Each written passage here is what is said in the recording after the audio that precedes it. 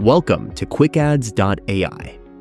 This tutorial will show you how to create videos using our AI Actor feature. Start by going to Create Video and selecting AI Actor. You can either enter a transcript in the text box or upload an audio file for lip syncing. On the right, you'll see a default AI avatar. To change it, click Choose an Actor and browse from male and female avatars in portrait or landscape mode.